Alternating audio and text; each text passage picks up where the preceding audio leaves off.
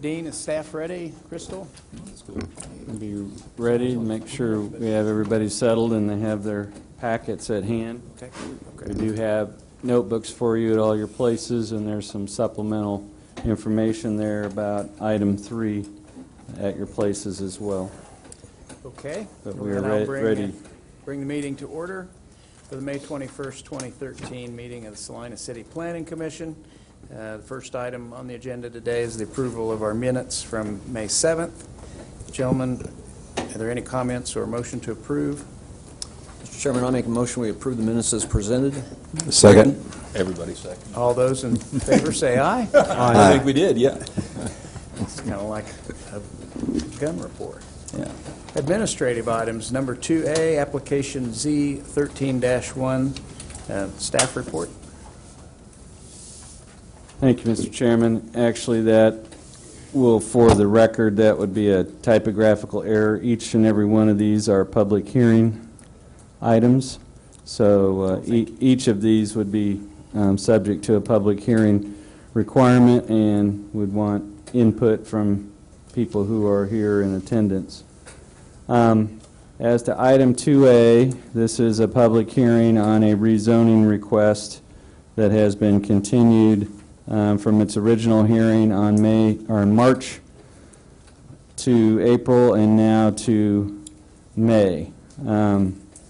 What we have pointed out, and we will go through the actual site plan for the property, but the property in question is a zoning request to zone property that is presently unzoned, and the reason it's unzoned is it has historically been railroad right-of-way, and it's located between a flood control right-of-way on the east and platted property on the west, and it was rail right-of-way used by the Missouri Pacific Railroad that ceased being in active use in 1988. And the applicant owner, Storage Mart LLC, initiated a quiet title action in Saline County District Court. The District Court has awarded them title vis-a-vis the other abutting owners, but there are still 2 original owners or developers of the Wheat Ridge addition to the east that must quit claim away any reversionary interest they have before Storage Mart can acquire full title to the property. And again, because this is rail right-of-way, no zoning classification has ever attached to this property, and it's never been part of any subdivision plat. So as we noted, they wish to make use of this for what we refer to as non-climatized storage, which means it's storage that doesn't involve any offices or human habitation. And their original request was for I-2 zoning. On the 19th of March, you held a public hearing and directed them to amend their application to a planned development district, which meant that a site plan needed to be prepared depicting the number and location of buildings and a fencing plan depicting what portion of the property would be enclosed by fencing and any gates. And so we've highlighted for you the differences between straight I-2 zoning and a planned development district. And the primary difference is in a planned development district or a planned district, the site plan, a specific site-specific site plan, is made a part of the zoning change. And that purpose of that is it allows you to address things like the number and types of buildings permitted, the surfacing of driving aisles, parking areas, adequacy of utilities, site drainage, landscaping. All of those are within the domain of the Planning Commission when you're talking about a planned development district. And under straight I-2 zoning, any use listed in I-2 would be a permitted use of the property. A planned development district allows the Planning Commission to limit permitted uses in the PDD to RV and boat storage or non-climatized storage only. So if you didn't think this was a suitable location for a manufacturing plant, you could so stipulate by limiting the permitted uses to the non-climatized storage. The I-2 district generally allows for gravel or asphalt milling surfacing as opposed to paving. As a planned development district, you would have the discretion to require that certain areas be paved and that could not be changed. You had the discretion to require some form of landscaping along Schilling Road, even though the I-2 district doesn't require it. So in response to your request that this be resubmitted or that be amended to be a planned development district, this plan has been submitted. And the general process on a planned development district is 2 steps, and step 1 is the filing of a preliminary PDD application and a preliminary development plan. This is what we're treating this drawing as. And that is part of the zoning action, goes to you for a recommendation, and then as part of the rezoning request goes on to the City Commission. Step 2 is coming back with a detailed final development plan. In some cases that are simple projects or involve a single parcel of land, those preliminary and final steps may be combined and you do everything in a single step. But what you're seeing depicted on the screen there is 3 45-foot wide by 375-foot long non-climatized storage buildings for future RV and boat storage. As we understand it, it would be constructed in 3 phases from south to north. By our measurements, the southernmost building would be set back anywhere from 240 to 250 feet from Schilling Road, remembering that this lot is over a 1/4 mile deep. As we read it, a 20-foot concrete drive would connect the storage compound to Schilling Road. And the compound would be enclosed by a chain link fence with a sliding gate at the south end. I don't know if there's any way to magnify that, John, but this would be the extent of the fence with a gate in that location. As to the width of that gate, it's not apparent to us in our review. It's also not clear where up at the north end if there's fencing proposed and if there's any gate proposed there.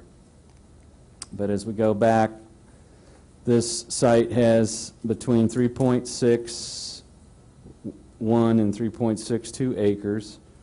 The building area for phase 1 would be 16,875 square feet in this building here. And if you multiply that by 3, the total build out is 50,625 square feet, which would cover 32% of this total lot. The remainder would be surfaced parking and drives. And we didn't note any areas that would be grassy, open space, or landscaped area. It appears that everything is gravel surfaced. As we understand it, the buildings would be oriented to face and load from the east. Because the lot's 100 feet wide, you'd have a 55-foot open area east of the proposed building for driving and maneuvering in here.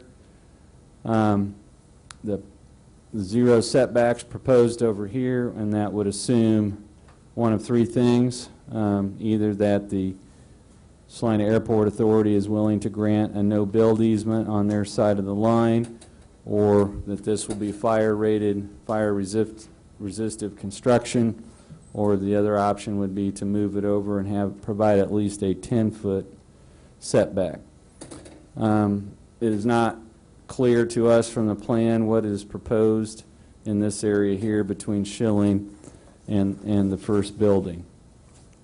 The parking surfacing, they're not required to have a designated amount of off-street parking, and so they can have gravel or asphalt millings. The only requirement is that they have an all-weather dust-free surface. It does appear that this drive here would be paved from Schilling to this gate. The only public street frontage and access to the site is from Schilling Road. And again, this gate has to be at least 20 foot wide to allow fire apparatus to get through, but It's not clear whether it's a 20-foot wide or 30-foot wide gate. At this point, we do not have a utility plan or water line extension plan. This plan shows a 20-foot utility easement along the north side.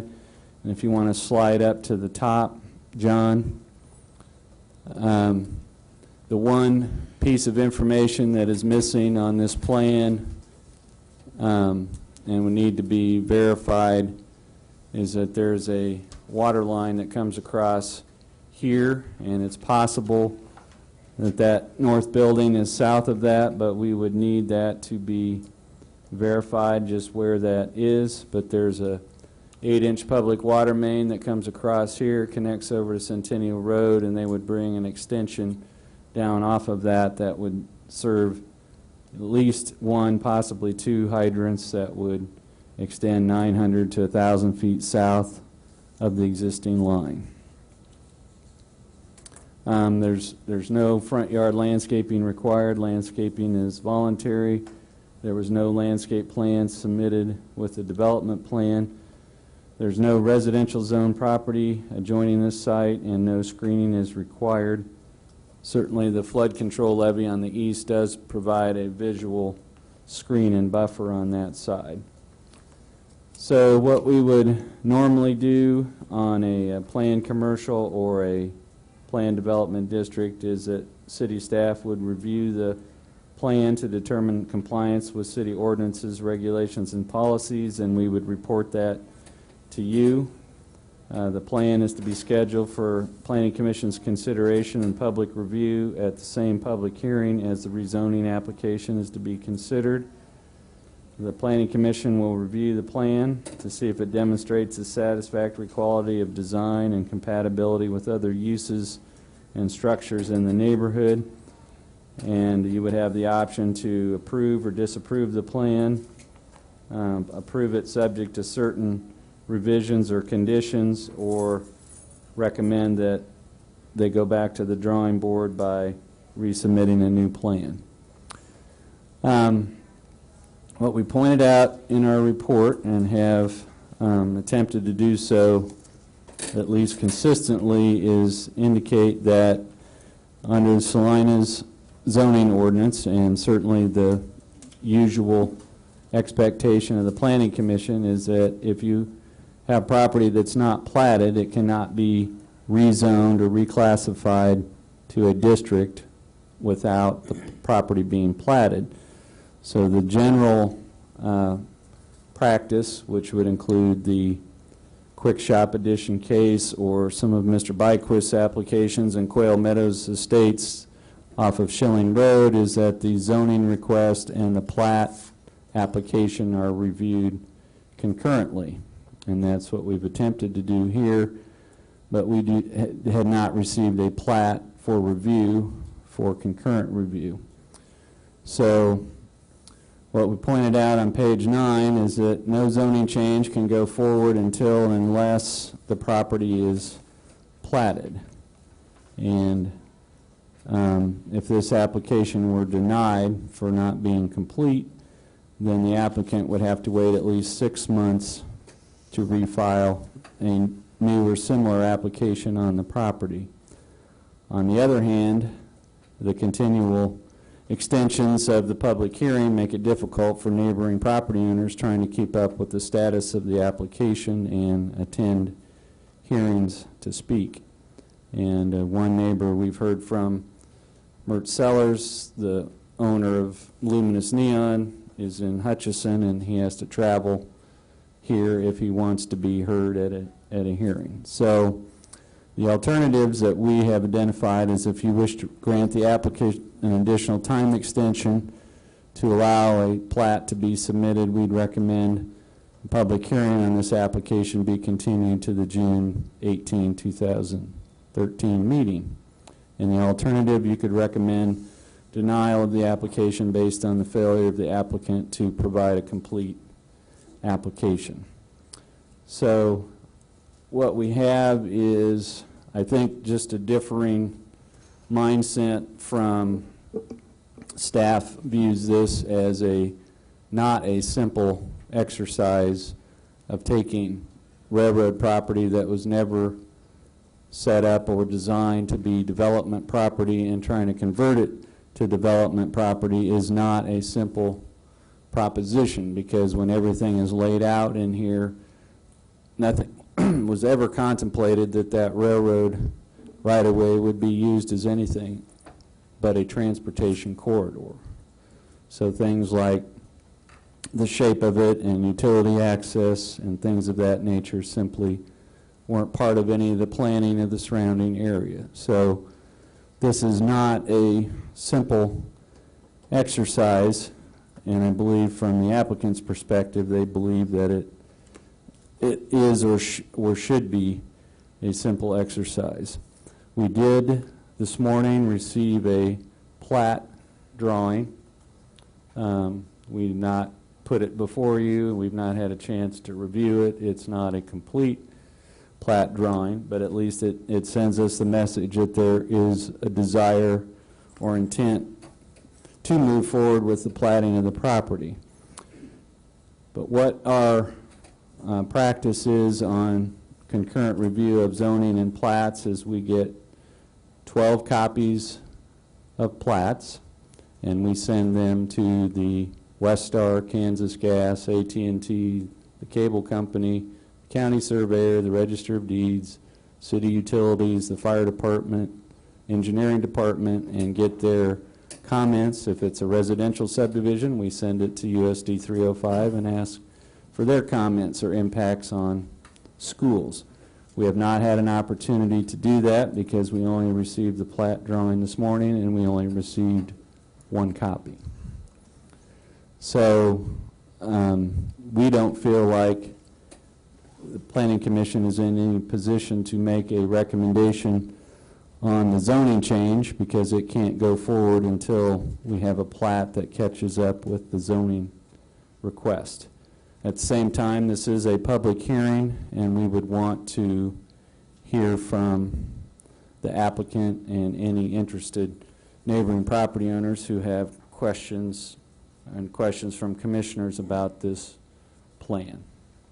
So we've moved forward from where we were in March, but we've only moved forward a little ways and not the complete ways that we would need to have a complete package for you. Are there questions of staff?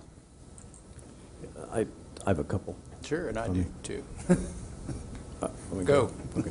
I just want, Dino has asked this, and I just need a little bit of clarification on the paving and the landscaping. Yes. If this were PDD, is that it's not required to have either because this is a grandfathered site or what? Now, what we look to when we do a planned development district is we look to what usually a planned development district is accompanied by an underlying zoning designation or use. So in this case, when you have a planned development district, you have to look to what uses are going to be permitted in it. So, for example, the Central Mall is a planned development district. It is a planned development district C3, which tells us that to look for sign rules or to look for what uses are permitted or development standards, we look at C3. This is a planned development district that is with I2 as the underlying zoning request.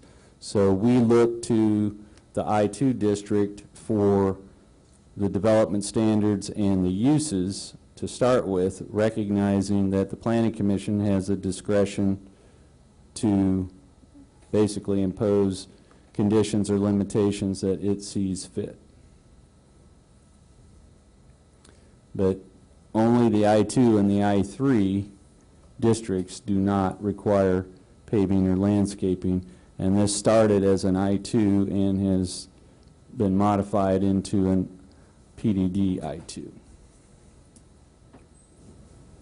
And I guess I'll give you a further example, the Foxborough mini storage over on Foxborough Drive. The request there was for PDD I2 zoning, which meant the ability to have gravel surfacing and no landscaping. And the Planning Commission did not approve PDD I2 zoning. They said, we'll approve PDD C5 zoning, which meant that the C5 standards would apply instead of I2 standards, which meant that all the driving aisles are paved and front yard landscaping is required. So you can always do something that is stricter than what is applied for. You cannot do anything that's more lenient than what is applied for. I had understood it was the city's goal to not encourage any more non-paved areas on PDD. I-2 is a different story. That's permissible, but I thought in PDD... No one's saying that we're encouraging this. Okay. I thought, okay, I understand. Any applicant has the right to apply for any standard that they wish to as part of their application. And it's planning commissions and city commissions' role to decide whether they want to approve that or not. But the city staff is okay with not paving this. We're just reporting to you that the request is to apply I-2 development standards. And if you go to our report, you will see that you have, on page 3, we say the Planning Commission has the discretion to require that certain areas or all areas be paved, but we're reporting to you that the underlying standards for I-2 allow for gravel or asphalt millings. And you can be the judge whether that is appropriate. And same too with landscaping, right? We could make a condition that over and above the I-2, standard I-2, we could add some Because landscaping. in a planned development district, you can do things that are over and above the base requirement. I-2 just is the starting point for conversation. On those 2 points, I guess I don't have any problem with the I-2, having walked over the whole area, the substation that's there, and the other storage facility. They make a sensible buffer to me for it to be as the applicant requests, but I'm trying to guess or understand why they're even here if they haven't perfected the title to begin with. What is their liability or exposure if they can't perfect the title, and what's the city's place in that if we move forward here and then there's a problem later on? Well, the part that becomes important is gets back to the plat. You cannot plat a piece of property unless you have a clear title and that you have a licensed abstractor or title company sign the plat saying that you are the clear title owner. I have been in contact with C.W. Lynn Abstract, who's doing the title work on this, and they have informed me that in order to have what we refer to as the full bundle of sticks, they need to get a sign-off from the 2 original developers of the Wheat Ridge addition saying that they are signing away any interest they might have in the rail right-of-way. I believe that the applicants are aware of that, and that would be a requirement before the plat could be finalized. But that, yes, that is a legitimate question. But we can look at the plat preliminarily. Yes, we're doing the best we can to keep these 2 items linked and to try to convey that this is not as simple as it might appear on the surface. We have a letter in our packet from a member. I don't know what a member is of this LLC. I'd like to understand that. And then the way it reads to me is they're asking for I-2, not the PDD I-2. Mm-hmm. Yes, that's a misunderstanding of where we are in the process. You, at the March 19th public hearing in front of neighbors and others, said that you were not willing to entertain a straight I-2 and that this needed to be converted to a planned development district. And the only way that it could go back to being a straight I-2 would be to start over and apply again for straight I-2 and have a new hearing on that subject. But if I was a neighbor, I would have interpreted your action to say that you're not open to considering a straight I-2 and that you want it to be done as a planned development district. I'm not sure that all the members of Storage Mart LLC understand that. They would like to keep this simple, and what city staff is trying to convey is that this is not simple. And I suppose it would be for someone connected to the public or the applicant to comment on whether the letter still holds. That was a it was a bargain made there that they were allowing the Browns access for their equipment across there if they got I-2. Does that still work with PD? In order for us to have any credence to this, the way that that would best be handled would be to have either a note or an access easement on the plat that provides a legal right of access from Schilling Road to the Brown property, and that would be notated on the plat of the property, and we don't have that. That shows that. So I believe the Browns are here, and they might be able to shed some light on that, but we can't. Questions we have is we didn't see a fence or gate at the north end, so we don't know if there is one, and we are not sure how wide the proposed gate is, and we're not privy to any agreements that are in place that run with the land related to the Browns access. So again, that is the importance of the public hearing. We gave you a copy of this letter because it was furnished to us at the time that we got the site plan drawing and included it in the packet. Any other questions of staff? Would the applicant like to address the commission? And if you would, your name and address for the record, please. Hi, my name's Dave Bieberly with Bieberly Architects, 227 North Santa Fe, Salina, Kansas, representing the Foxborough Storage. Yeah, I haven't been available for the last couple of meetings. I think at this point in time, the owner would like to have this zoned as an I-2. Disagree with Dean. This has been anything but a simple process, and we don't consider it simple. We've had to do a drainage study. We've had to get the plat map drawn up. He's hired us to help out with a development plan. So it has been anything but simple. I think the reason why we'd like to go at this time, prefer to switch it over to an I-2 rather than a PDD I-2, is that this lot is a lousy lot. It's not developable for much of anything. I disagree with Dean again that the only thing this thing is worth is an RV storage non-climatized facility. We don't have water. We got water clear north of the property. We don't have sewer. There's no utilities. It's just not a very good lot. It's 100 foot by 1,500 foot long. You cannot do much with this piece of property. The owner's attempt is to develop something that's a negative and turn it into a positive for economic reasons. I guarantee you the city will probably make more money on the property taxes than he will. Be that as it may, he still wants to develop this property. We would ask that we go back to the I-2 designation. I know the plat map was just submitted this morning. It was Peter Earls just finished it up, and I know it's got to go through the process. But we would think that if there's an action here, I don't know if we can make an action or a motion that we do approve it as an I-2 zone, and we can move forward. Now, when we talk about the neighbors, there's 4 neighbors involved. There's Foxborough owns the mini storage on the northeast. There's KP&L, which nobody's heard from, and they just got a substation there. Then there's a sign company.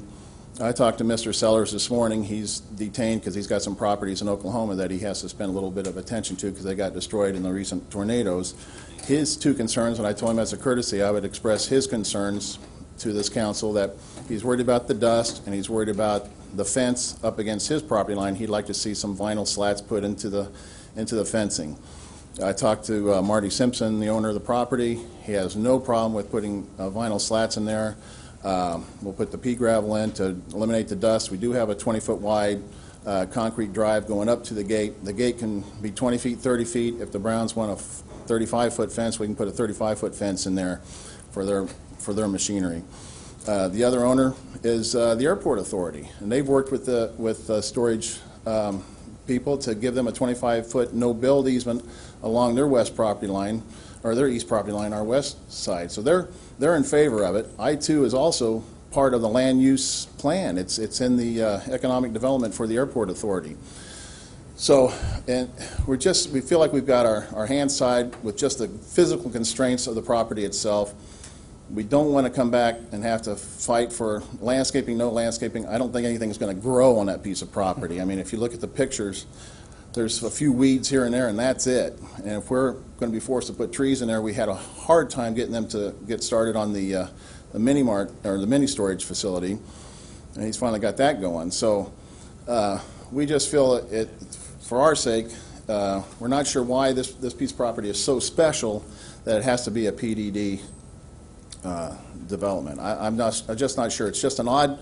It's one of those pieces of property wasn't zoned. I mean, it was just nothing. And when we first presented this to Dean a year ago, he said, "Well, if I were you, I'd go with the I-2 because then you're in conformance to what's to the west of you. You don't have any residential to the east of you, so you don't have to worry about too many neighbors complaining about it because they're never going to see it.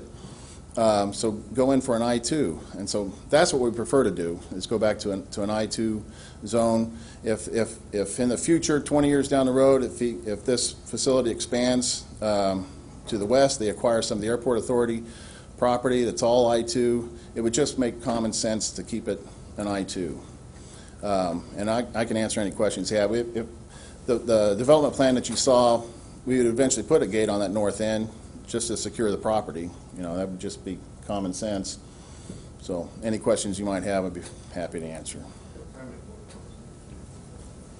My name is Troy Vansel, and I was here for the first meeting when Dave wasn't. I am a builder, so some of this is a little bit out of my realm, and there's probably some confusion on my part because at the end of that meeting when we were talking about postponing it and the PDD came up, I clarified because I didn't realize you could do a PDD in the I-2, but my other concern was I knew if we were talking about having to do restrictive, if we were putting up landscaping, that was going to be restrictive. If we were talking about pavement, that was going to be restrictive. And again, the margins on this, I've known, at least from talking to the owner, there's not a lot there. And if he's going to be devaluing the property by allowing an easement so that somebody that's already landlocked can get through, then that really just puts him in a box to be adding more and more things to it. And like Dave said, I mean, you know, railroads probably sprayed that property how many times over the years. I'm not sure what you would get to grow there. But that might have been part of the confusion. I didn't realize that we were throwing the I-2 off the side and going to I-2 PDD, and that could be some confusion with the letter. And that's why Dave's here today. And I would like to address the Browns' access to their farmland. I know the Brown family my whole life practically, and Marty has worked out, he sent a letter to the Browns saying that they have access on an appointment basis to have access to get their farm equipment to and from their farmland. They may not agree with the wording or whatever of the thing, but in principle, I think we're in agreement that they're going to give them access to through their property to their farmland. And well, I know Marty, he would be able to work out any details that we need to make sure that, you know, the Browns are accommodated, because otherwise they're forced to take all their equipment over the flood control levee, which I don't think is a good idea for anybody. So I just thought I'd make that point.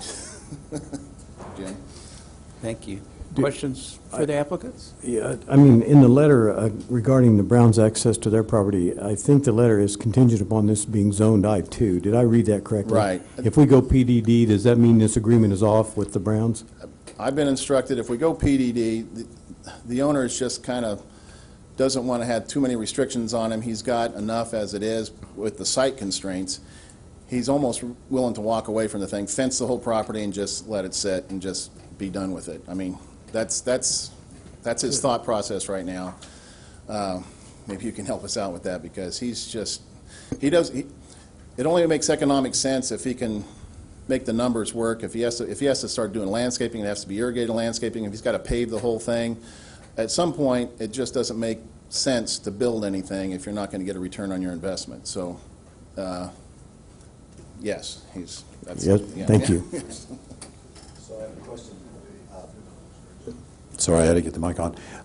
So if he did, in that in that scenario, just fence the whole thing and leave it as it is, would that permit the Browns access to their property? Well, probably not. I mean, he'd fence it off for security reasons because there's people driving in there now and dumping trash in their property. I mean, he's got a liability issue he's got to protect. I mean, it wouldn't be to his advantage to open and close it when he wanted to. But I think he's willing to work with the Browns if he can get something going there. And So Dave, could you tell us what the primary reasons are then for not having the final plat? Is it approval of the adjacent landowners, or is it something else? Well, Dean's right. I mean, I know they've been working with the final. They got to go back a long ways to get to the landowners. I think he's got that, but I can't say for sure whether he's got that all signed off yet. The title company would know for sure.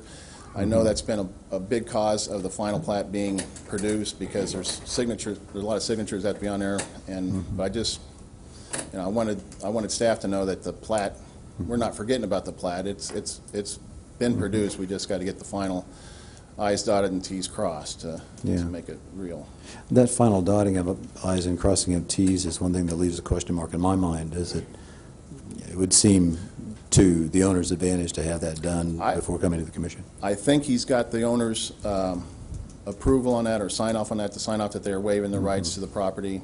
But I don't want to say for sure because I've heard it, but until we get the actual signature, and that could be something that we follow through with staff, work with staff on that. I believe after reading the minutes from the last meeting that was here, it's the PDD kind of was done from the paving aspect of it. I'm not quite sure we're concerned about the landscaping.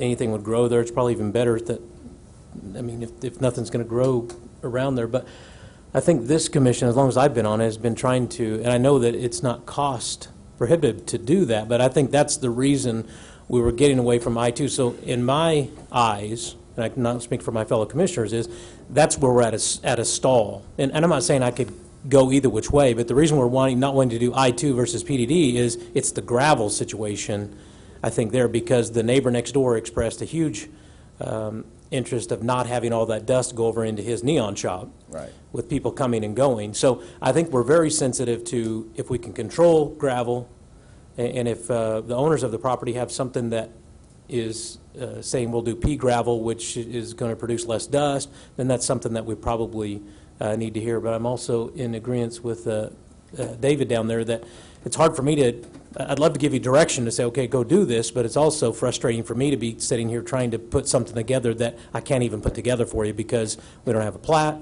It's not even signed by everybody that's there. So it is frustrating on that part, but I'm also trying to give you some direction. So all I'm telling you right now is I think that this commission is going to have a tough time going strictly I-2 because we know it involves gravel. And personally, I appreciate your thoughts on the landscaping, but to me, Mr. Sellers has done a great job of landscaping over there, and you don't have to irrigate everything to be landscaped and meet the city's requirements. And let me finish.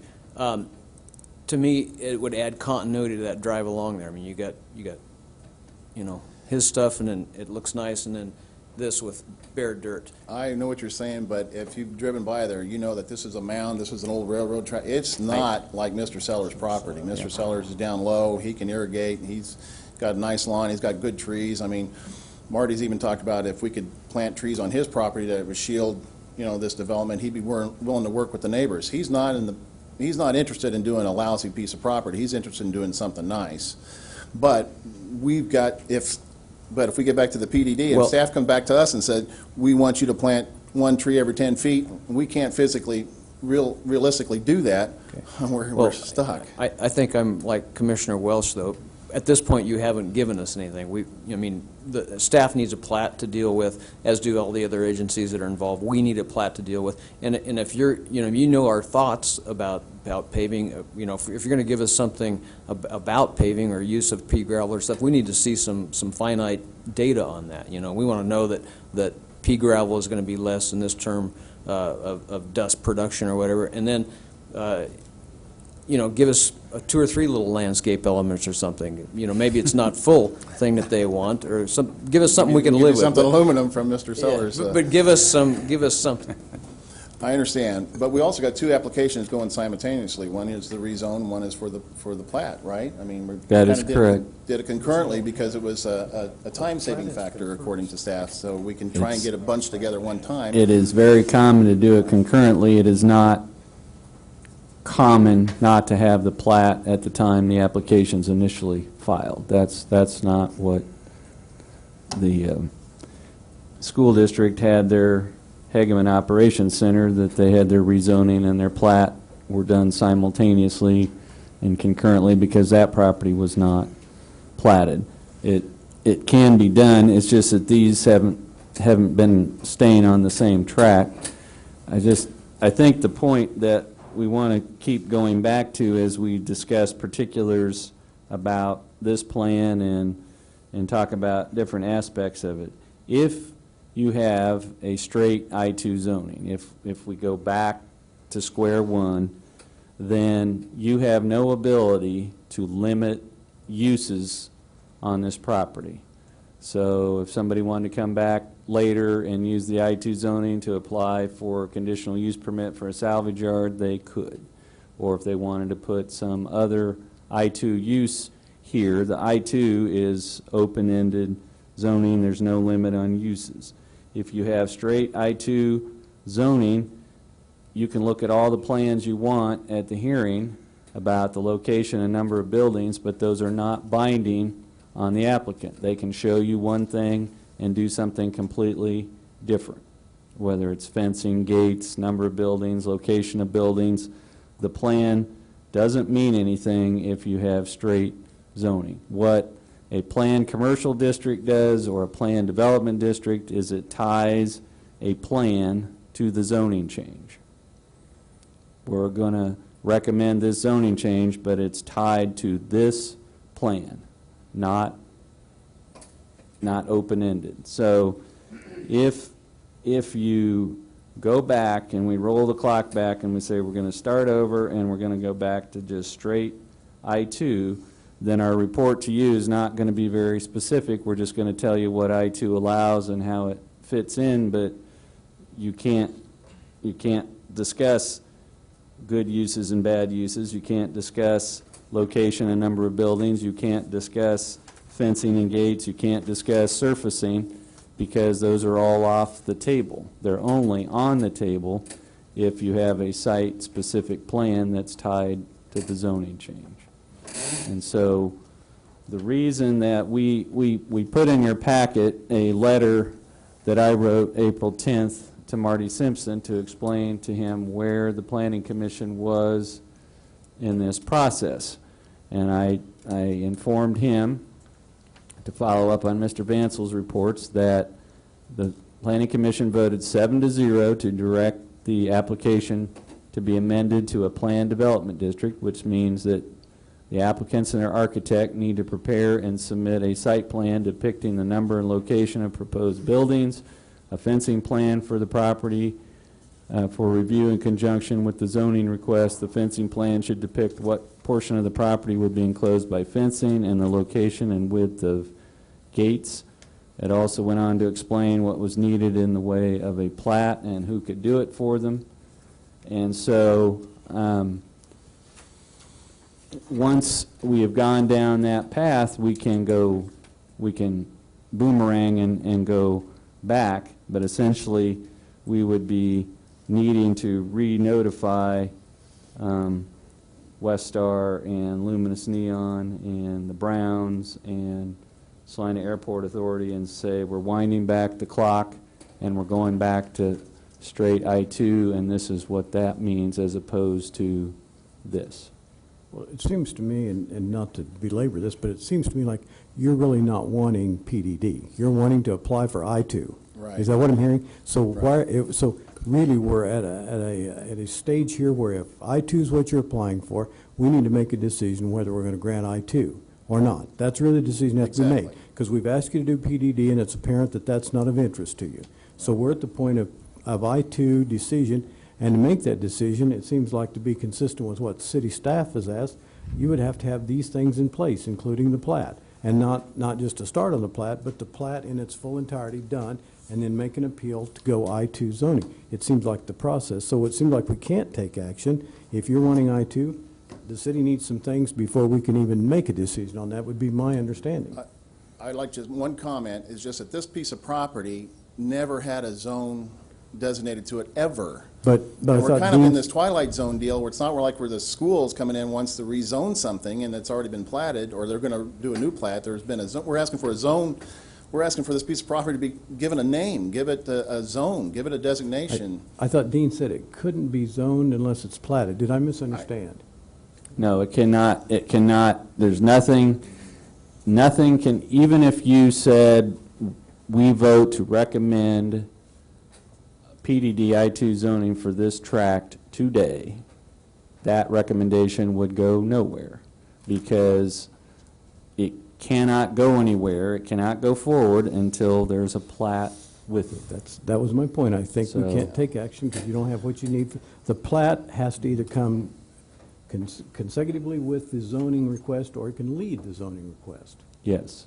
And it can't follow the zoning request, is what I'm hearing.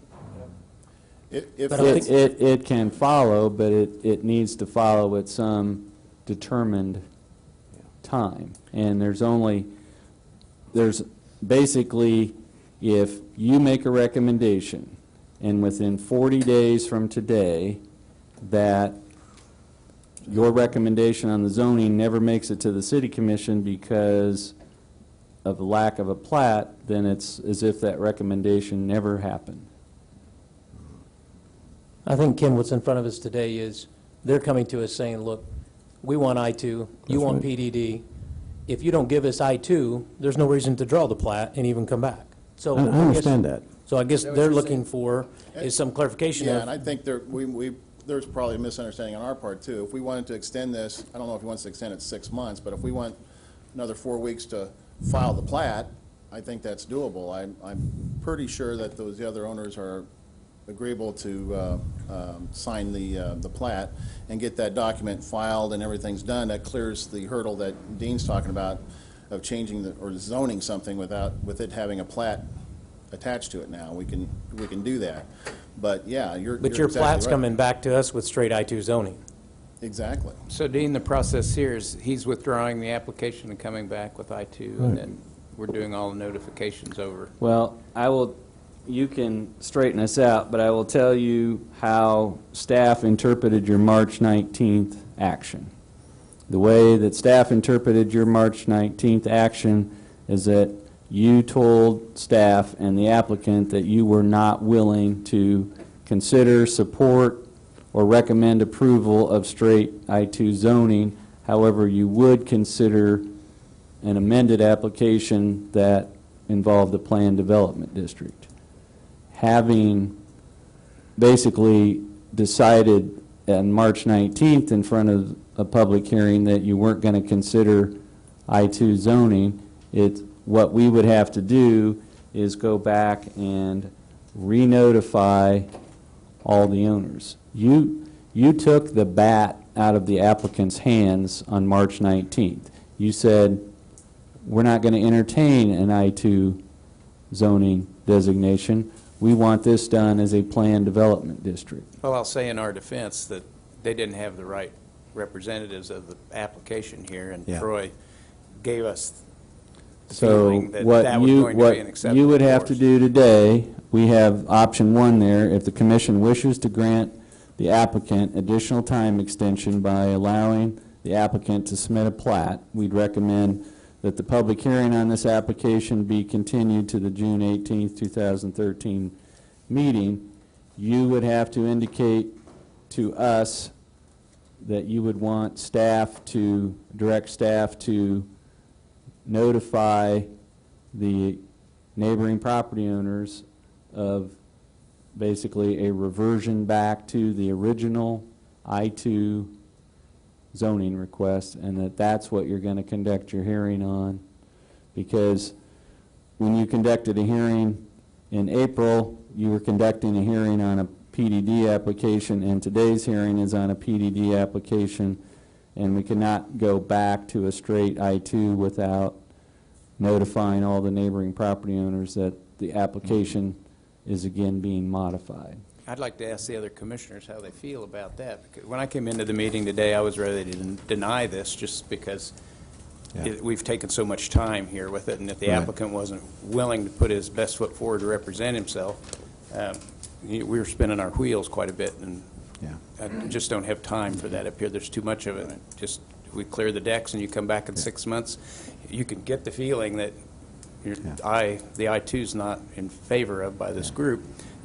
You can play the gamesmanship you want to, but And I'll do whatever the will of the group. Well, the is. original application was everybody for an else. I-2. The original application was I-2. I mean, And I'll grant you that if Troy maybe had been stronger about knowing what your intentions were, we might have not gone to the PDD so quick. Well, part of that, though, there were questions about where things were going to be and stuff like that, and I specifically asked when we started talking about the PDD, are we going to be talking about, forcing him to put concrete in or landscaping and everything? And because if that was where we were headed, then we were just wasting our time because he didn't have the money. I mean, it just, like David said earlier, it just starts making the project not financially feasible. And my understanding is you guys were just wanting more detail. We didn't have the agreement with the Browns. There were questions about how the buildings were going to be oriented, things like that, which now I understand better is how the PDD came up. But, I'm a little bit confused about where the requirements are when you start looking at property and start wanting PDD. And I think that's part, again, where that confusion came up. But the end of the conversation, I did come up and address the commission and just ask, are we talking about not having gravel in here and landscaping, and that's why we're wanting to do PDD? Because if not, we're just going to be spinning our wheels, drawing up and showing buildings, because I can tell you right now, you start putting concrete in here at, $6-7 a square foot versus what it costs to do gravel, it just blows everything out, your numbers all out of the water. I at least knew that. And so I'm a little bit confused how it ended up being the application getting changed, and I honestly can't remember the wording, and you're right, I came in here, I was notified of being at that meeting, I think, that morning. And so I came in here not prepared, and that's why I've tried to stay involved now. So. In fairness to the applicant, it's obvious, they applied for I-2. We didn't feel comfortable with it the previous time we discussed this, and we basically asked them to go back and look at PDD. That's what it amounted to. Now they're back saying they want I-2. There's no sense in sending them back to do a lot more work unless they have some feel from this group if we're going to even consider I-2.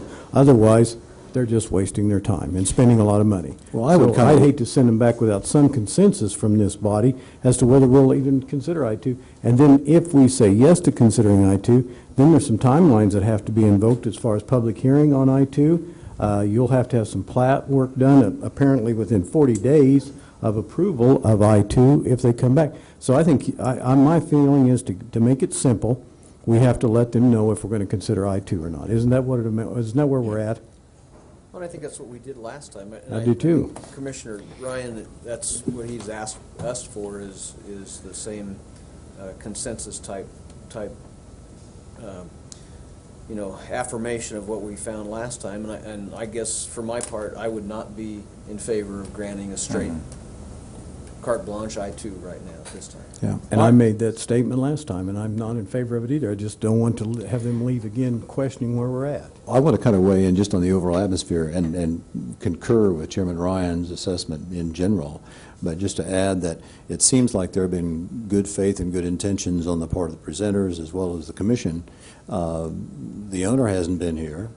I'm wondering how much dedication that owner has to this project. If not, it's sort of like we're tossing this ball around and the person who's making the decisions isn't there to comment. When my understanding of that was that we were told we would get this thing worked out, and Troy, as I say, I think you made that statement in good faith, and fine with me. We were going to be able to get this stuff ironed out, and that hasn't happened, and I think the ball is not in the commission's court to make that happen. David, can't you do as I understood, Dean, PPD I-1, can't you do that? Right. Would that work? Because that just says what you have to do. Well, I think that the I-2 best fits the character of the area, and staff recommended that I-2 be requested as the underlying zoning because of the I-2 zoning to the west on the Airport Authority property. As staff interprets it, the Planning Commission at their March meeting expressed a desire to see a plan that showed the location and number of buildings and a fencing plan, and the Planned Development District mostly evolved out of that concern about fencing and building location, and to a lesser degree about surfacing. But the Planned Development District, the primary thing that it does is it does allow the uses to be limited, and it does make development of the property subject to a plan that everyone is aware of up front, including the neighbors. And you can't, if you present a plan, then that plan is part of the zoning change, and it can't be just changed arbitrarily. So our interpretation of the March meeting is that there wasn't sufficient support for straight I-2 zoning, but on the other hand, there wasn't support for just outright denying the request, and so it was continued to try to get some additional details about the proposed project. We now have more details, but we also have a request to wind the clock back, and we also haven't got to the point of having a plat. And there are some notes, I think, that Mr. Nelson made about, from the engineering department's perspective, about what they would expect or like to see related to this project as well. But I go back again, I don't mean to be redundant, my apologies, but we've been at this an hour. The owner is not interested in PDD. Am I correct in assuming that? Or isn't that what you said? But you know why, and I'll tell you why. I think there's a light bulb going on and maybe a compromise. Okay. He's not interested in the PDD because he's worried about additional restrictions, which will make this thing totally undevelopable for him. And now he's got a piece of property that's a PDD he can't unload because there's too many restrictions to make it economically viable for him. However, if we were to present this as this is the final development plan, perhaps, let's go ahead and do it as an I-2 PDD and say this is the final development plan. You've got 3 buildings here, non-climatized. You've got a 20-foot concrete drive. You've got a 25, 30-foot gate, whatever the Browns want going in. We'll have a gate on the north end. If that would be the approved final development plan, I think I could get Marty to accept that as a compromise and say, what are you worried about the PDD for? You've got what you wanted approved. We don't have to worry about irrigated landscaping. We don't have to put additional paving in there. We'll work with Mr. Sellers next door for his vinyl slats and the chain link fence. We'll work with the Browns on time and arrangement for access in and out to get to their farmland. That could be a potential compromise if you're willing to entertain that. I think that we would be should take true, that but- to him, and we've had many applicants come, and they just seem to ask for all they can get without really considering the compromises that sometimes we see in the application. We look at it from the other side. So I would take that back to Marty and see if you can get somewhere with it. Do that.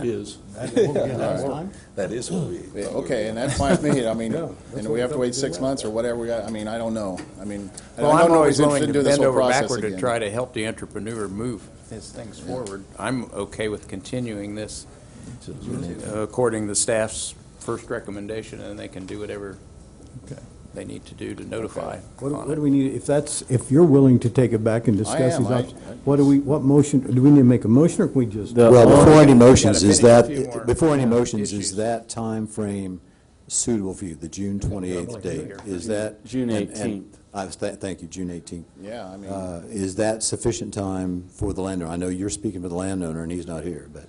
yeah, the big hurdle's been crossed, and I think it's just a matter of him agreeing to, okay, this is what you got.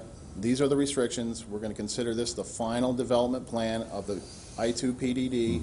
Are you good with that? If you're good with that, we'll go back in June and be good. And Along with a written notification with parties involved, is that right? Along with a written notification of parties involved and agreement between the parties Yeah, I involved mean, we about got half of the parties involved here. that. Yeah, yeah. So, Yeah. Dean, it doesn't have to be platted for PDD.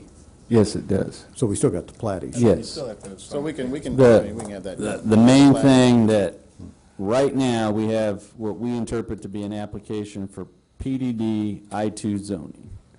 And the motion that we have on page 9 there is if you want to grant them a time extension to finalize the plat and bring everything back to you June 18th, it is still a PDD I-2 application with a plat involved.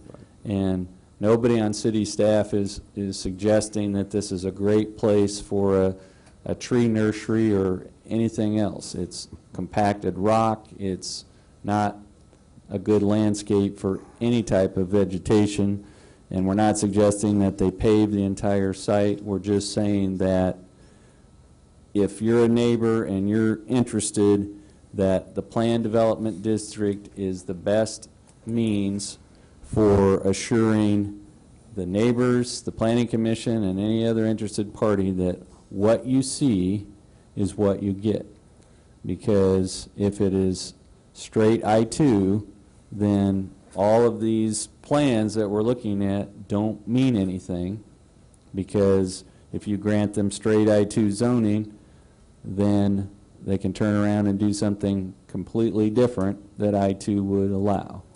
So we actually think the Planned Development District I-2 is a good compromise, and their job is to persuade you, exactly as Mr. Bieberly described, that you should approve this plan exactly as it's shown and proposed, with the concrete drive from Schilling Road to the gate and everything else gravel or millings or pea gravel, with the fencing as shown, with the buildings as located, and nothing else loaded on it. And that is their right to request an up or down vote from you on that plan. So I, like Chairman Ryan, am ready, I think, to make a motion, but I think I'd like to make sure that everybody else from the public is heard. Well, I think we need to hear from the public, and is there some engineering perspective you wanted to get in the record, Dean?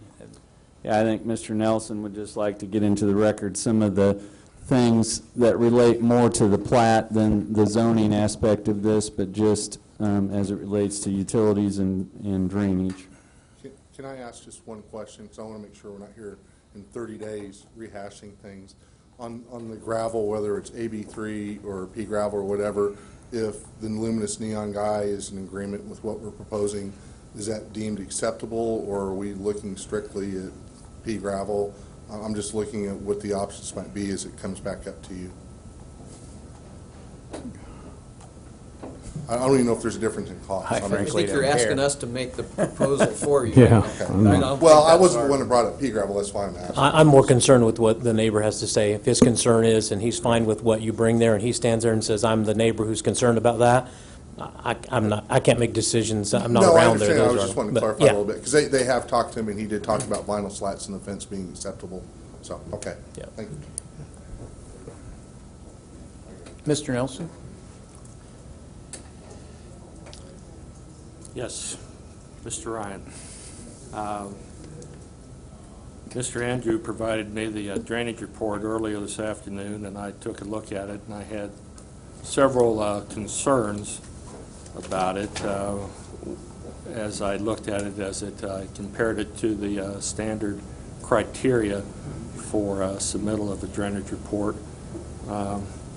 One, it does not examine the effects upstream or downstream of the subdivision. There were no maps, plans, or surveys attached to it. No drainage or grading plan. I'm not sure it really considers the ultimate build-out of the development. I was not able to confirm the author's assumptions. Some of the questions that we would have would be, is there a need for detention on site? The report just made a reference to a increase in runoff, but didn't make any recommendations or any comments about detention being needed or not being needed. Don't know if the creek west of the property has the capacity to accept any additional runoff.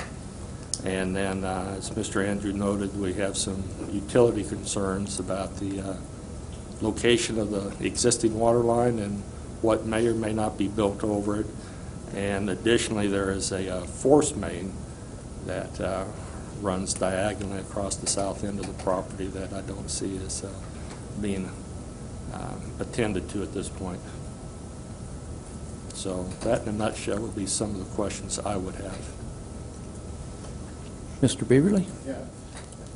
Well, I know Pete Earls is our civil engineer, and he's been working with staff, and I know there's a letter that's in your packet from Kent Johnson, civil engineer, and his final note there on drainage says, pre-developed conditions included significant surface runoff due to gravel ground cover, so post-developed conditions should not increase runoff significantly.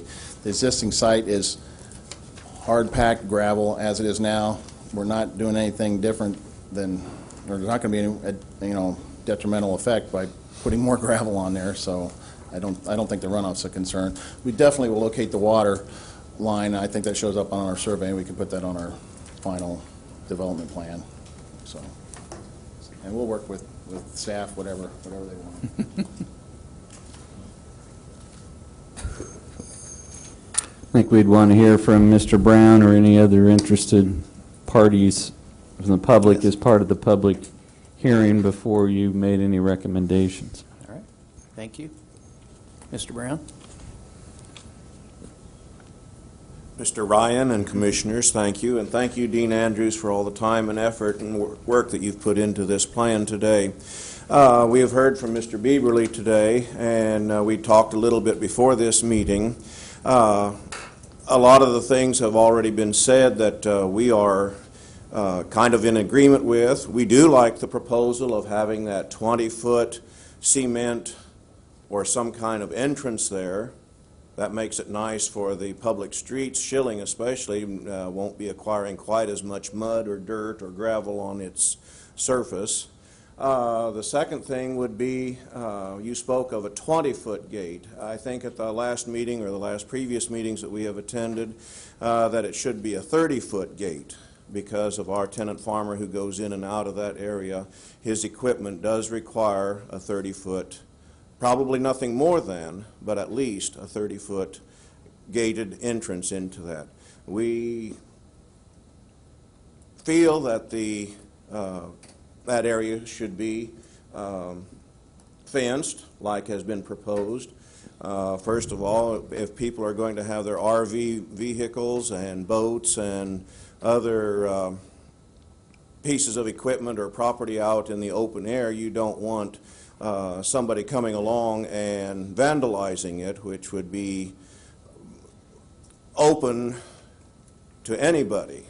And so having a gated area, I think, would be most conducive for this area. It would also keep other people who do not have any business in that particular area, or even going back further into our farming area, it would keep those people out of that area. We already have a little bit of problem with the housing addition out there with the wind and the trash blowing over that area, so I think that this would be a very good recommendation if it's something that you could provide. And we do thank you again for the recommendations and possible solutions to our landlock problem. Thank you. Mr. Brown, I have a question. I wanted to ask you one thing. Yes. This, we're assuming and hoping will be worked out in the final presentation on June 18th. But I noticed Mr. Beaverly's comment about your having access would be by appointment. I don't know what that means. Can you tell me what that means, and are you satisfied with that arrangement? That was one of the wordings in the letter that I think you have received in your packet. I think we can work that out. When we say by appointment, I think we are talking about businessmen and women who operate from 8 to 5 or 9 to 5 or something like that. Farmers do not operate on So I've that heard. time frame. I've heard that, yeah. And I think that we could probably work out something. I think he mentioned in a verbal statement a little while ago that we probably could be given a key, something like that, so that we would have access to it. Much easier than an appointment. Pardon? Much easier than an appointment. Much easier than an appointment, yes. There's another little thing in that statement that you have received in your letter, and that concerns the should any damage or anything occur. Hopefully, when we farm, why, it's usually during dry weather times, but once in a while there might be a little extra moisture on the ground or something like that, and it would leave tire tracks or something like that. But again, if this is a more hardened surface or rock and gravel or pebbles or something like that, this probably would not happen. So I do not think that we should be held as adjacent landowners. I don't think that we should be held liable for repair, maintenance, and upkeep on his property. I have Okay. a quick question for you. Yes, sir. In the event this doesn't get approved and they were to put a chain link fence across there of their property that they now own, how would you access your property? Please, may we Okay. have access to your property So so we my- can get across. So I'm being the devil's advocate as the owner sitting here now. It's easy to request them to go from a 20 to a 30-foot gate, which is additional cost, and then you just said you shouldn't be held any liability for any additional cost that your combines, tractors may cause. If I was the applicant, I would be sitting there going, now look, I could fence it and you couldn't do anything. I'm proposing to do these altercations that are going to cost me additional money. Does the Brown Trust or family feel any obligation to help pay for a 30-foot wide gate at two ends that this gentleman doesn't really need? The only reason he needs a 30-foot gate is for you.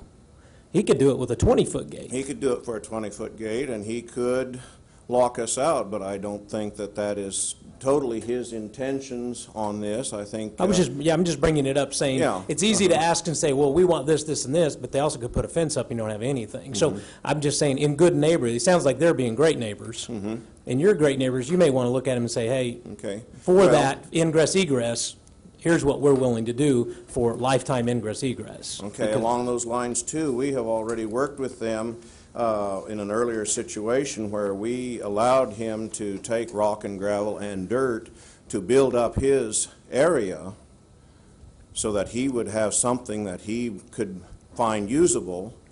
And for both of us, it was unusable at the present time because there was, okay, all this rock and gravel and dirt and trees which had grown up over the years since the Union Pacific acquired that property from Missouri Pacific. In 1986, I believe you said it was abandoned. 1988. 1988, excuse me.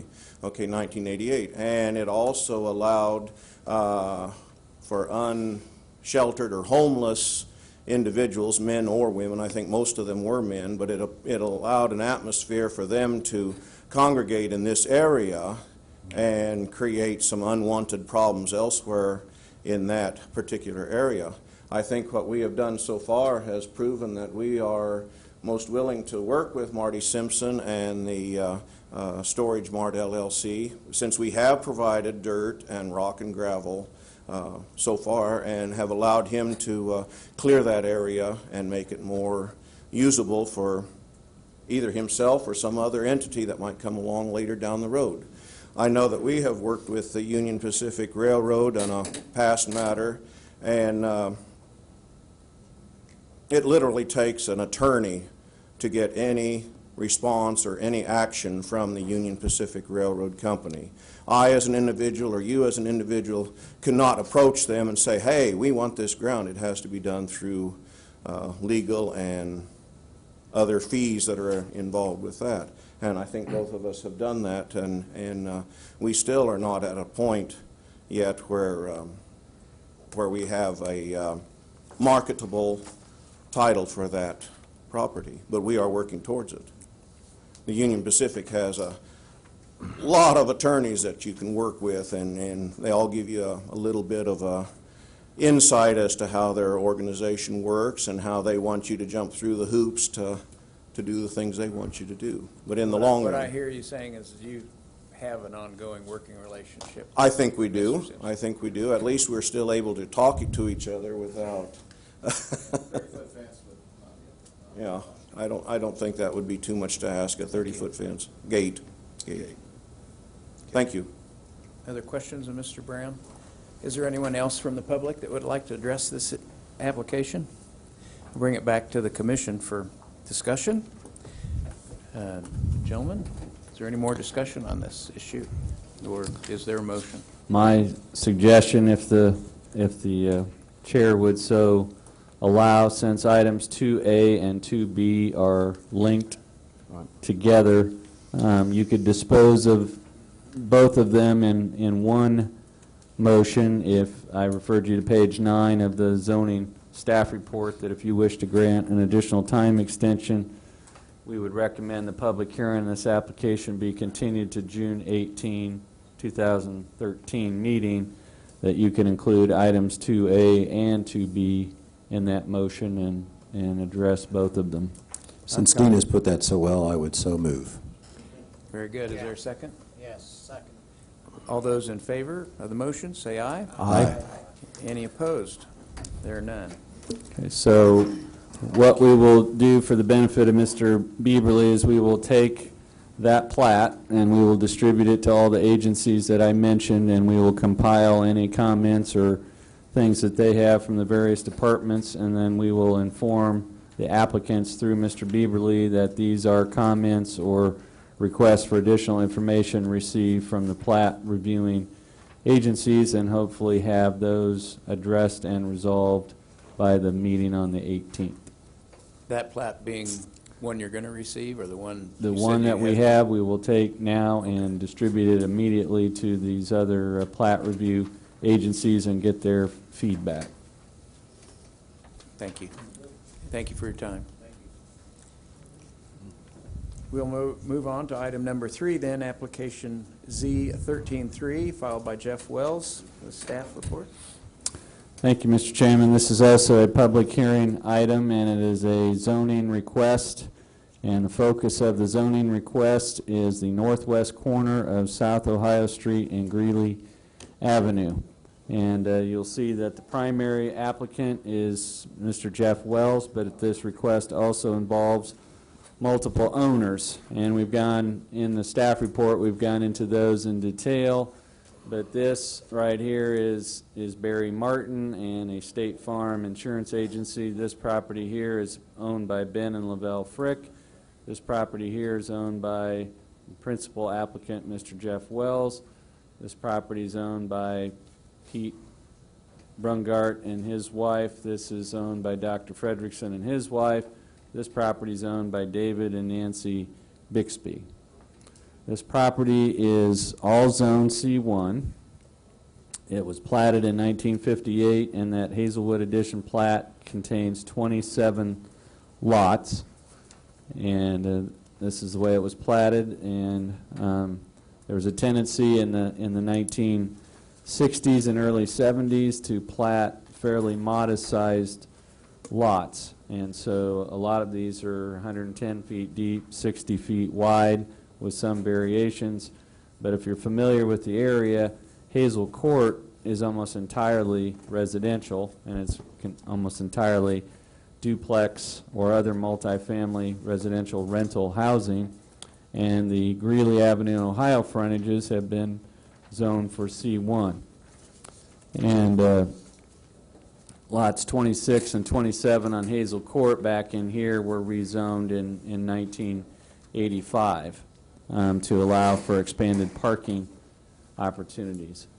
The primary, but not the sole, driver of this is that there's a proposal that there's been a neighborhood meeting on and some staff discussions about a prospective purchase by CVS Pharmacy of the northeast corner of Crawford and Ohio. That's where Continental Hair Salon is currently located. The owners of the salon business are interested in purchasing the American Family Insurance property right at the corner of Greeley and Ohio. And barbershops and beauty shops are not permitted in C1. They are permitted in C2, which caused us as a staff to look at and explore the possibility to say, instead of focusing strictly on the small corner property we should look at this area in its entirety, and if C2 zoning is appropriate for one, it should be appropriate for all, and land use planning should be done on more than just a lot-by-lot basis. So the specific request that is in front of you today is to take all these C1 zone lots, with the exception of this, owned by David and Nancy Bixby, and to go one direction from C1 to C2 on the commercial lots, and to take the Hazel Court lot and actually downzone it from C1 to R2 to allow construction of a duplex. So we've highlighted for you, and John, I have something that's referred to as Attachment 2, which is a comparison of C1 and C2 commercial zoning. I wondered if you could go to that a second. So what we have is C1 is by far our most restrictive commercial zone. It is primarily designed to allow for business and professional offices and to some degree medical. It's designed to be a buffer zone between more intense commercial and residential areas. So just one example I would give, if you're familiar with McDonald's at Crawford, Ohio, on the south side of Faith Drive is a chiropractic office, which is zone C1, and that C1 zone serves as a buffer between McDonald's and the residential farther south. And it's not uncommon for C1 to be on local or residential streets. So the lot coverage, building height, sign rules in C1 are fairly restrictive, because there may be a lot of cases where C1 is next to or across the street from residential uses on a residential street. Well, we are talking about Ohio Street, which is certainly a heavy traveled arterial street, and Greeley, which is a collector street. And so a C2 zoning would allow all the C1 uses plus limited retail uses such as dry cleaners, food stores, florists, gift shops, pharmacies as permitted uses, and then some additional conditional uses, which means they'd have to be approved by you on a case-by-case basis. But the scale of C1 and C2 is designed to be the same. It's just that C2 allows certain retail or service uses that are not allowed in C1. So if we look at the property in question, we have lots that face Greeley at Collector Street, and then we have the lots that face Ohio. And John, if we could go back to the zoning map and look at the Ohio corridor, you'll notice that as we go south, the property is almost entirely zone C3. And as a matter of fact, other than these lots, there's only one lot on Ohio that has frontage that's zone C1, and that is the lot that has the office on it at Elmhurst and Ohio, and it has just a little sliver of frontage on Ohio, but primarily frontage on Elmhurst. But the rest of the frontage on Ohio is either C3 or C5 as you get closer to Crawford. So the C1 is somewhat isolated in this case. It's not really tied into a office park or a office complex. And so you can see that the pattern to the south is C3. And when we discussed the possibility of rezoning the property on the north side of Greeley, you like to look to what zoning is nearby to build off of, but in this case, the C3 shopping center district, the lots in question here are simply not large enough to support a commercial type development that you'd see in C3. And so the C2 is of a more limited scale in terms of size and scope of businesses. So we have Ohio that carries between 17,000 and 18,000 cars a day in this location, and going to C2 uses would only increase traffic slightly over current volumes and really wouldn't impact the viability of Ohio in terms of carrying traffic. Obviously, you're aware, and we've discussed in the Water's True Value case, that today Greeley is, the bridge is closed, and there's a possibility that it may be closed permanently and going to a pedestrian bridge, but certainly it still carries traffic to the bank and to the Water's True Value property, and to a degree still serves as a collector street. As we look at the land use map, this is basically a transition area between commercial to the south on Ohio and urban residential uses on Hazel Court. So rezoning this property from C1 to C2 could be viewed as consistent with that designation, with C3 still being predominant zoning designation on the South Ohio corridor. So I will go a little bit to the alternatives that we have outlined for you, and alternative 1 is to recommend approval of a zoning change from C1 to C2 for the entire request area except for the R2 lot right here, what I'll refer to as the Bixby lot. You could direct the applicant to amend their application, and we would like to skip over that alternative for a planned district at this point in time. You could postpone consideration of this item and continue the public hearing to a future meeting if you need additional information to make a decision, or you could recommend denial of the entire request and recommend that the C1 zoning remain in place just as it is. I went, and I don't think we have this on the screen, John, the property summary, but what we gave to you at the end of your report was we outlined each of the addresses or locations, and the Frederickson property here, that building was built in 1969. It's 1,400 square feet, so it's modest size. They have 5 more parking spaces than they would be required to have based on the size of that building. The lot next to it, which is the optometrist's office, that's got 1,728 square feet. It was built in 1972.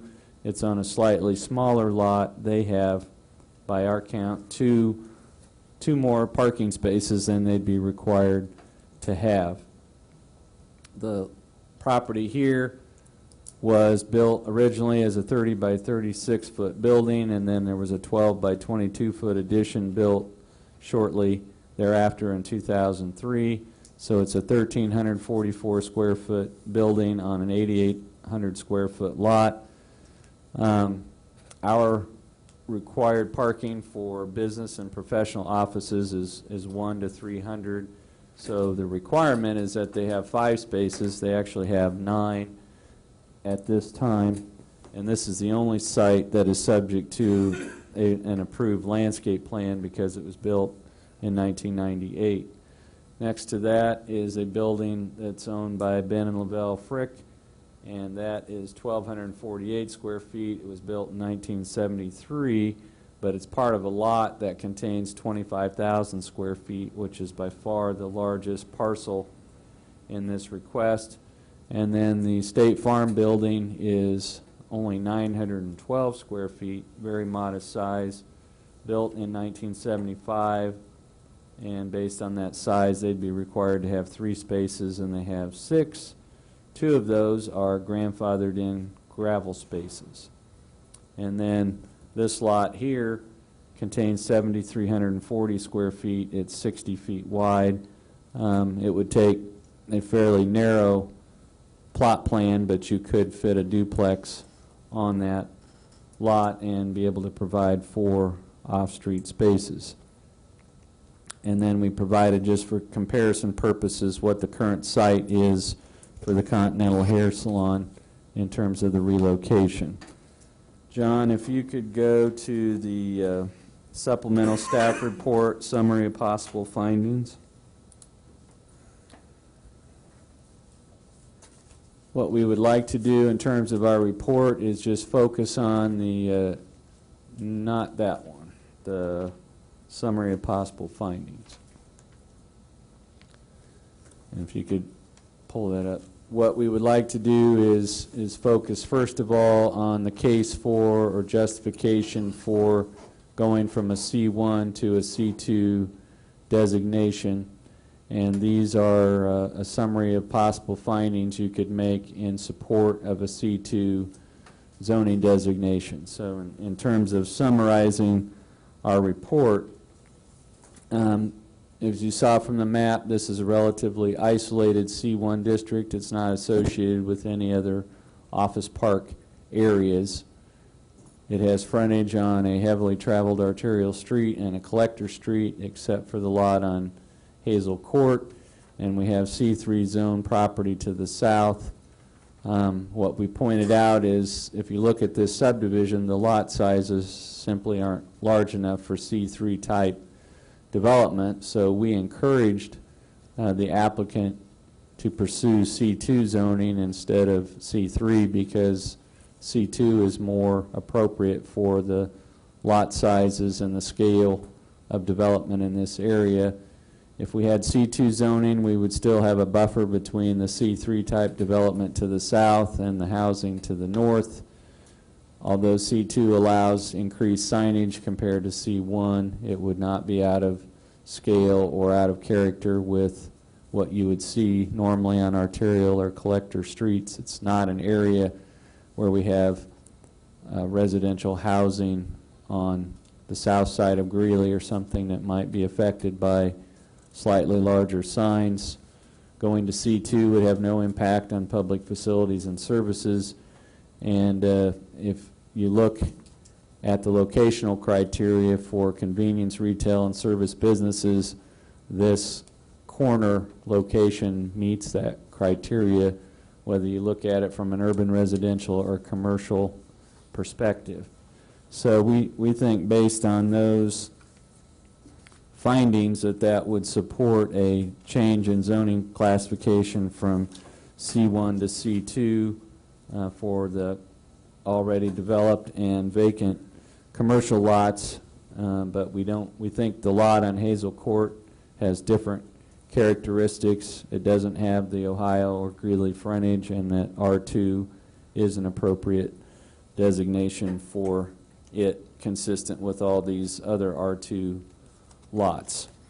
And so what you've seen from the application and what you have in there is that this is a little unusual, but we have, and through the efforts of the main applicant, gotten the remaining owners to indicate their interest and consent in pursuing this application on a uniform basis. And so we would be comfortable with alternative 1, even though our report casts some questions about the specific corner lots. So what we'd like to do is focus on your thoughts and questions and views on going from a C1 to a C2, and then based on how you go that direction, we can follow up in a little more detail and focus on the corner lot at 440 South Ohio. Questions of staff? I noticed there's been a sign rezoning that property sitting there for some time now, the required city sign. Yes. I assume that's all that's necessary as far as the posting on the property, right? Yes. Okay. And we try to put it in the most conspicuous It's pretty visible. location. That's pretty It's that conspicuous. same place that fellow used to stand that would always walk up and down the sidewalk out there. Yes. Yes. We'll leave enough sidewalk space. But this sign doesn't move. Thank God. The written report seemed to say, the written report said that the number one concern with the corner building was parking, and I saw nothing in the, maybe I didn't read it right, but what is the parking requirement for the beauty shop on the corner?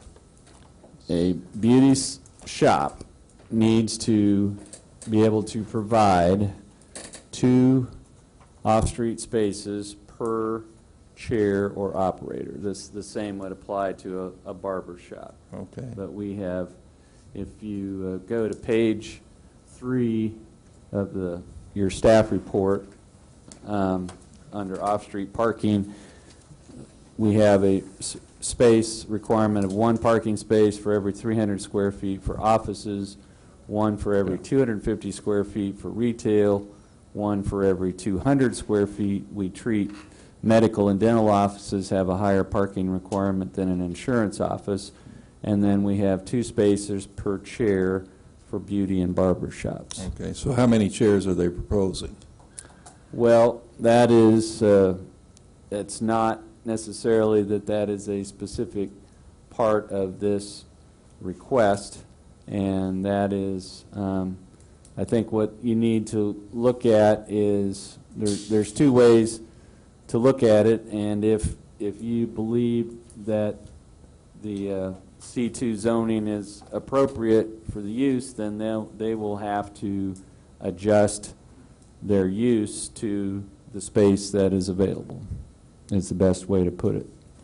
And I think we suggested that as if in a plan context as a possible condition, but it becomes self-limiting, that essentially the number of styling chairs allowed in the beauty shop will have to be limited to the number of legal parking spaces available on the site, or which might be obtained from other owners. But again, absent the actual parking question, we would be interested if there's any concern about, and not focusing on beauty and barber shops alone, but just comparing, and we gave you a supplemental handout there that has all the C2 uses. Our reading of that is that because of the lot sizes, that becomes somewhat self-limiting, but we did not see any uses on there that we did not see as being compatible with what was across the street to the south or the existing multifamily housing to the north and west. And I think, Dean, I heard you right that based on square footage, they had 2 more parking spaces for that specific lot than what is necessary. Based on the insurance office use, they have more parking spaces on site than they are required to have based on our minimums. Right. But our minimums aren't perfect for every business operation or every nuance, and so our minimums are just that. They are minimums. That doesn't mean they're optimums. But if we zone this C2, then that'll be handled administratively, matching up the parking requirements for the business that's going in there. Isn't that correct? Right. It's not We just want to make sure that up front that everybody knows that it's the best way I can put it, that the number of chairs or operators allowed in the beauty shop will be limited to the number of legal parking spaces available. The number of legal parking spaces available at this time is 9. By addition, you get to 8, and you have in your packet a plan for potentially providing 2 additional spaces along Greeley, which would get you to 11, which then gets you to 5. But what we wanted to do was to be up front with what the parking requirements are for beauty salons. There is no guarantee that any one of these properties or none of them would be converted to a beauty salon, but that is the driving force, and so we lay all those out. And it could be that as this area evolves and becomes less attractive and the buildings become more aged, that you could very well have some redevelopment occur, and the redevelopment would be of a C2 nature instead of limiting strictly to office use. But I think as Planning Commission's aware, and Mr. Mikesell is certainly aware, is we occasionally, especially on busier streets like Ohio, we run into some friction occasionally between our very restrictive C1 sign rules and arterial street exposure. So the C2, we have put that information in there as well. The C2 does have more liberal sign limitations than the C1 does. But what you have to look at is not just the corner lot. You need to look up and down both streets, look at the list of uses, the additional small shop and service type uses that would be allowed in C2 that aren't allowed in C1, and see if that still fits. Okay. I have one more question about the whole redevelopment potential there. If Greeley ends up a cul-de-sac, will the traffic signal remain at the corner there, Greeley and Ohio? You can Larry, sneaky. Well, I will, and I can only speak from historical perspective. In the general sense of the word we use, the traffic codes to determine whether a warrant is met at an intersection based on accident history, waiting time, things of that nature before putting a signal in. I believe that the Greeley signal was put in for three primary reasons. One was it was put in right about the time with the initial plans for water's true value. It was put in because it was a preferred location than Midway for a signal in terms of getting people out of the Bicentennial Center and Fairgrounds complex, which obviously doesn't work if there's no bridge. And then the third aspect was Greeley is exactly halfway between Crawford and Iron, and there was concern, the same concern expressed at Republic, which happens to be halfway between Crawford and Cloud, that you provide a break in the traffic flow on Ohio to allow people to get out of their neighborhoods. So the value of the Greeley signal works almost equally of value to the east side because it's the one place that you can get out from the east side of Ohio and know you have a signal to get out into traffic. Yeah, So I think you mentioned that before. I don't think it's tied just directly to that. Yeah. So the answer is probably the signal will remain. I believe probably the signal will remain because it does provide a break in the flow on Ohio to allow people to get out both sides. May we hear from the applicant? And if you would, please, name and Good address. afternoon, Commissioners. Jeff Mace, Compro Realty, representing, I guess, all the applicants. We started the process with Mr. Wells, as Dean indicated, and have gotten here by way of working through staff. The question specific to the potential use of the 440 Ohio property, we would like to address if you see the entire piece going into C2 as being reasonable. So in talking with staff today, we thought it would be easier and less cumbersome and maybe less confusing to split the question in two parts and say, does it make sense to zone the entire piece and all the applicants as C2, and then come back and visit the specific site usage for 440. I really don't have a lot more to add. As usual, staff did an excellent job and very detailed, but would certainly be happy to stand for questions. Questions? I guess one way that staff looked at it and looked at it with the applicants and the multiple owners, if somebody said they would like to take this property here and they would like to construct a bicycle shop on it, does that fit with the surrounding area? And we couldn't find a reason to say that that was any different than having a dental office there. So that's why we we first discussed C3 and steered the applicants to C2 because we thought that better fit the scale of the neighborhood. And we were agreeable. There was some conversation about it because it was across the street, but we were agreeable from the get-go that C2 is probably a more appropriate buffer than C3 by virtue of size. I do think it helps in the future if redevelopment does come to fruition down the road, however long that crystal ball says that's going to take. I think it will help being C2 rather than C1 and being that restricted. Seeing very few left now, have you had any opposition from anybody to this concept that you're aware No, of?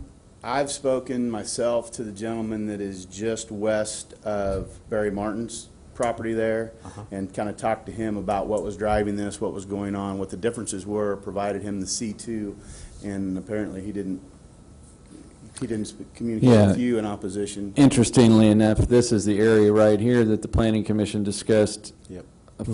a month or so ago about expanding that area, and these properties were presumably affected by that, and none of them expressed any concern about the Water's True Value Plan, and we have not gotten any feedback or comment from anybody outside the zone. What we were working towards was making sure that everybody within this area was on the same page, and I think that's an accomplishment that we'd certainly tip our hats to the applicants to get all the owners in this area to come on board so that you could look at this as an area and not just as an individual parcel.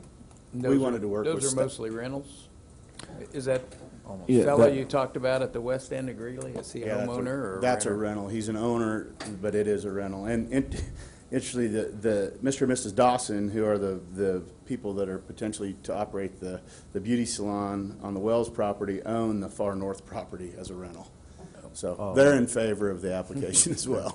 The Salina Housing Authority has some homes here, and then I'm not familiar with all. I know Harold Larson built this originally and owned it and rented it, but I think our conclusion is that Hazel Court is predominantly rental housing and not owner occupants, and I believe every one of them is either duplex, triplex, or fourplex.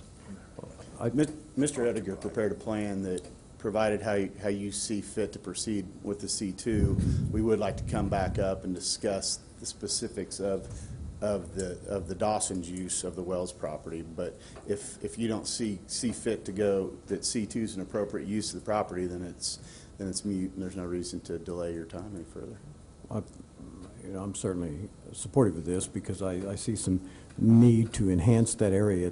Some of that's been sitting there undeveloped or unmaintained for some time, and if we can make it a little more attractive and a little more productive for the city and the community, that makes sense to me. Okay.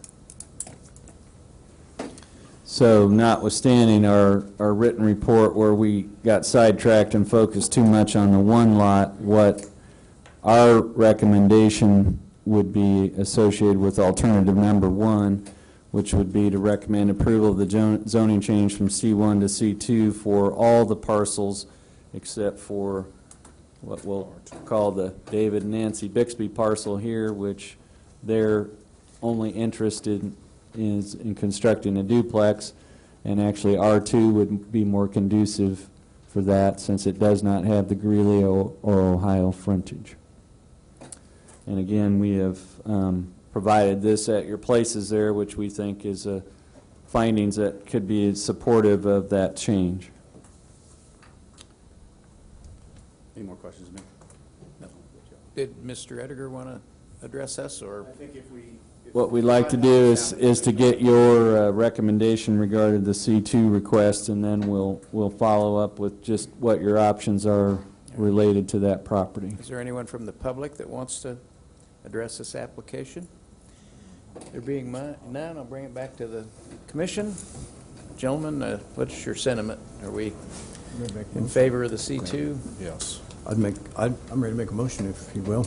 Go ahead. I'd move that we recommend City Commission that the rezoning request be approved based on the factors 1 through 6 as presented by staff. I'll second that. All those in favor say aye. Aye. That passes unanimously.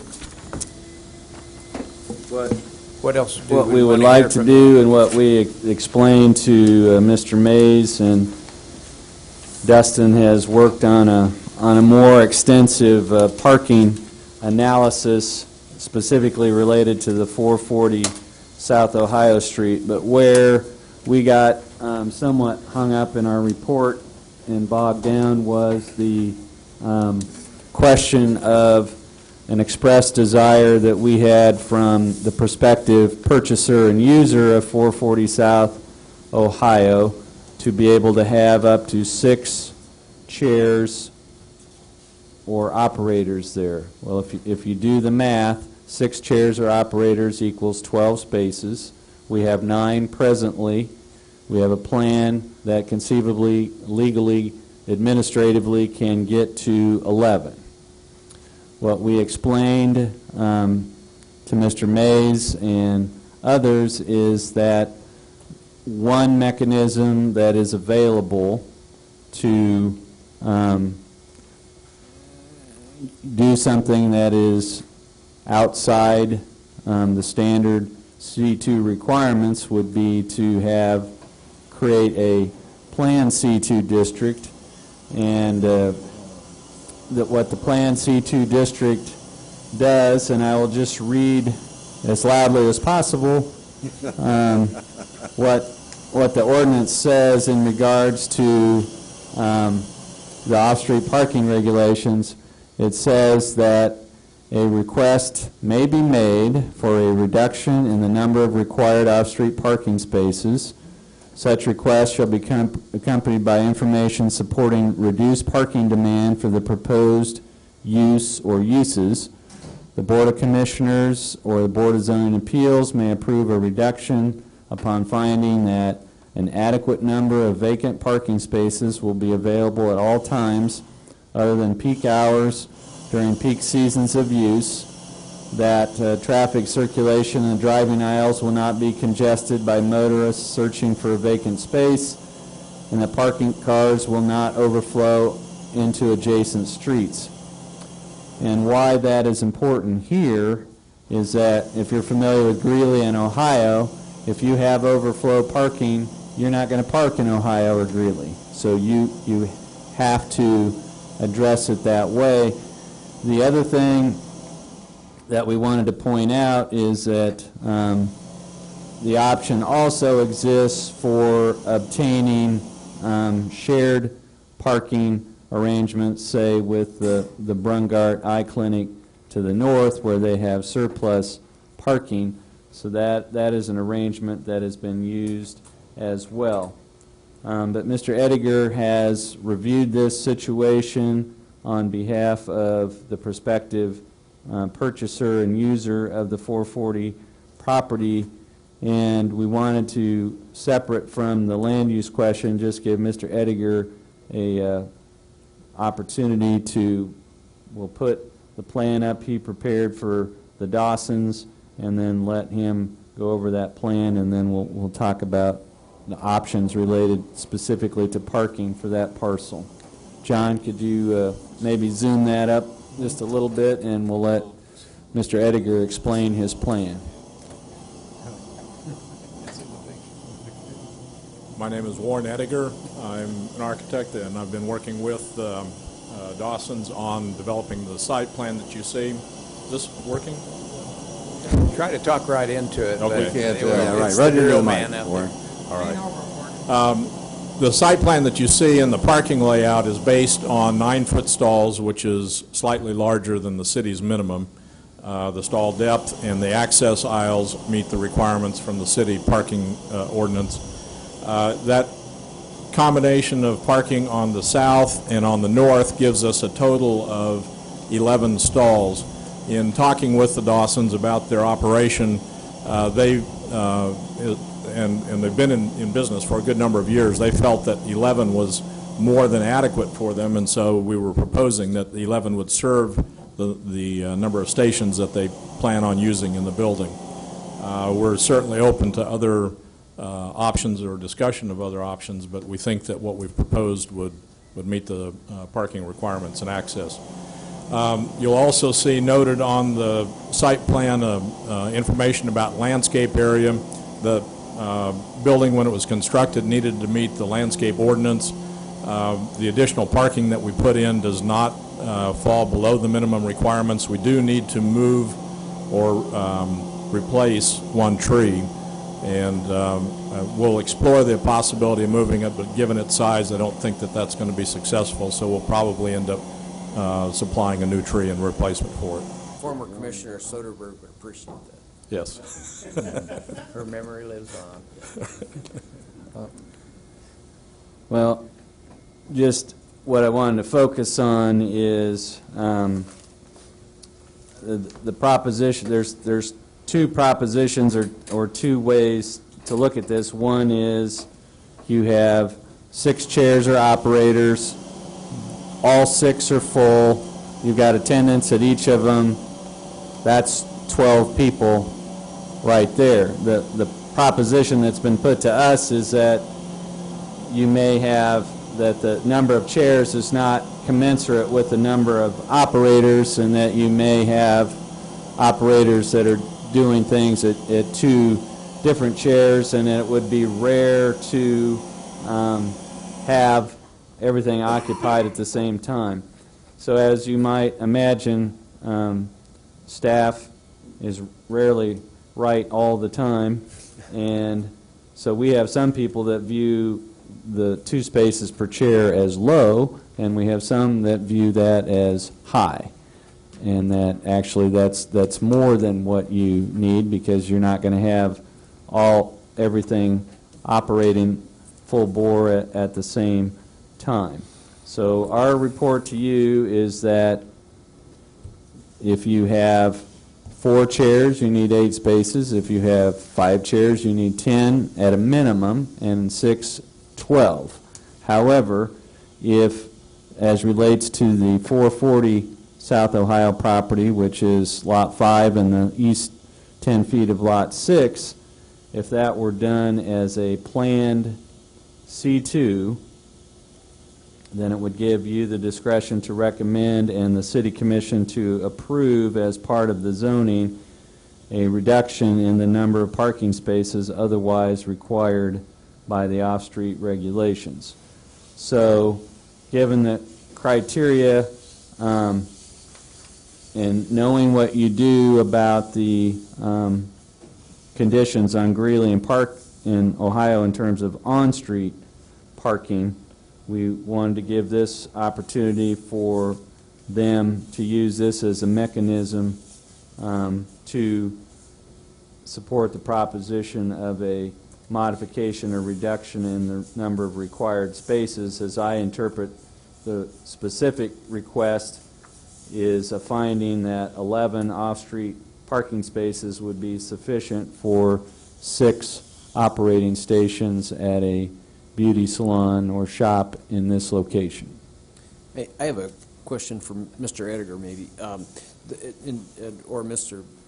Mays, either one. Do you happen to know, is one of these stations going to be a manicure, pedicure station? What I was going to add, in talking to the Dawsons about their operation as it exists today and has for a number of years, we're not talking about 6 hairstyling chairs, but rather 5 hairstyling chairs and a manicure station where, and that's their point relative to the 12, a stylist would go back and do nails and not be doing hair at the same time. So while it counts per city code as a station, they can't be at both places at the same. They're not going to have people in both spots at the same time. They're going to be back doing nails, or they're going to be doing hair. That's why they're comfortable. Not to mention the fact that they all aren't in there at the same time. But so that's why we did it as we did it. You approved the C2. Now we're asking if it would be reasonable in your judgment to apply PC2 here and award the variance to allow them to have 6 stations at 440 because of their operation. So as a separate question from the zoning. That's how we. So, did I answer your question? Absolutely. So I will give Mr. Hers credit for fleshing all these out, and I think there was one we determined we hadn't thought of, but I will just walk through these scenarios. The prospective beauty salon purchaser and operator could reduce the number of stations to 4, and by reducing the stations to 4, only 8 off-street spaces are required, and based on existing conditions of having 9 spaces, there would actually be a surplus. Or they could purchase or come to some arrangement with the Fricks as to the use of paved surfacing on the adjoining property to the west, and those spaces are currently made available to American Family Insurance, but there's a potential for accommodating up to 3 additional vehicles on that property, which could get you right back to 12. Or there could be an arrangement with the abutting property owner to the north, which is the eye doctor clinic, which would allow for use of one of the spaces or up to 3 spaces in that lot there, which would eliminate, if you got 3 spaces, you would eliminate the need for the 2 additional along Greeley. And you could build the 2 there that are proposed along Greeley and be satisfied with being limited to 5 chairs or operation stations. Or the last option, which is what we focused on to a degree in our staff report, and then is the option being exercised here is through a planned district that a reduction in the number of spaces otherwise required could be approved if you find that an adequate number of vacant spaces will be available, that we won't have traffic circulation problems within the lot because people get in and can't find a space, and that you don't believe that parked cars will overflow into adjacent streets. So I think the last one's probably the most important, and we have certainly not exhausted the options of trying to acquire shared parking from neighboring owners. However, this was a public hearing and an opportunity to ask and answer questions related to that option, so staff felt that was the best mechanism. The shop ownership has changed and it moves away from being a shop. That'll come back to us. It would be a planned district. Dean, are you aware of any parking issues at their current location?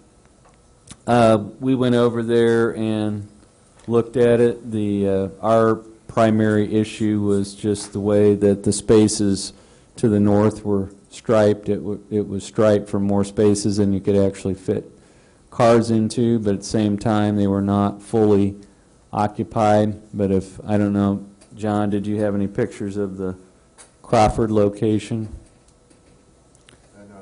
Okay, the way that arrangement works is that there are a number of recessed spaces on LaFran, and those are the primary parking for customers. And when we were there in mid-morning, there was, I believe, 2 of those spaces were open, and then it appeared that the employees parked in the north lot, which is between it and the Bennett display lot. But we did not park in the street. We were able to pull into the lot, and we didn't see any overflow parking in the street. But again, it was a weekday mid-morning, and we're not all that conversant with that. But it is not locked in stone. But what staff was hung up on was we just wanted everybody, planning commissioners, prospective purchasers, prospective sellers, applicants, everybody to know that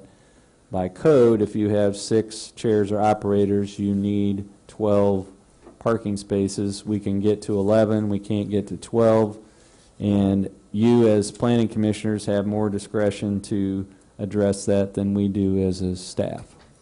I mean, is this are we taking action on this now, or is this are we just discussing this? Yeah, we're taking action. We're going to take action on, I didn't see We it on haven't my brought it back agenda to the here. commission yet, but yeah, we Right, can, but I mean, that's we're all right. getting there. At the end of it, Okay, I just didn't see it on my, I didn't know if that was part of it, or it's not listed, so. It's not a separate application. It is part of this application. Okay. We did address it in the staff report. We just didn't see any point discussing it if you weren't comfortable with C2 zoning in the first place. Put the, please put the site plan proposed back up there. Wouldn't it be possible to put on the 2 new parking spaces to make that strip a little bit wider, put the handicap down there, and then you'd have room for 12 spaces on site using the old handicap space? Handicap stall requires an 8-foot access aisle, and I don't believe that we have enough distance between the property line and the building to get 2 stalls and the access aisle in there. It also is supposed to be, to the extent that we can, we're supposed to place it as close to the main entrance as possible, which is what we've done with. Okay, so that's not, With its, and there's no other way with that little bit of land at the west end of the north part there to get one more space in across the north? only by going to 8.5-foot stalls, which is the city minimum, and if you've ever parked in one of those, you'd rather not. Given the tightness of the rest of the lot up north, we just felt like Yeah. Okay. more room was better. Good try. Okay. the other thing, from a personal comment, at some point in time, I would go to that place on Crawford to get my hair cut, and at no time were ever all of the stylists there. No matter what time I went there, there would be maybe 3 stylists out of the 5 that were there, and 2 would come. And kind of like Dean, when I would pull in there, I never had a problem finding a parking spot. Very rarely, I don't know that I would ever know that I ever went in there and there were 6 girls at 6 chairs at any given time cutting 6 people's hair. I think stylists work Mondays, Fridays, and Thursdays. I mean, I can't figure out what days they work, but, I mean, they've got a nice schedule, and some days they work Tuesdays and Thursdays, and some work Monday, Tuesday, Wednesdays, and the other time the chairs just sit vacant, so. That's why the Dawsons are requesting the PC2 and the variance. Is there anyone from the public that wants to address this? We'll bring it back to the commission. Gentlemen, is there further discussion or motion? Well, I'm comfortable, given that information. I have a stepdaughter that's a hairstylist and kind of works the same kind of deal. They're never all Wasn't at there in the the same first place at the same time. But and that, in the fact that one of the chairs is going to be a pedicure, manicure station. So I guess that being said, I would be comfortable with making a motion to approve the PC2 version of this for this. We did want to clarify as it relates, and Mr. Edgar can speak to this. I don't think anything is feasible, but again, by the city's code, you would have to, if you created parking there, you would have to have a landscape buffer or some screen between this and the adjoining public street, and to put those 2 spaces in, there's no room for that.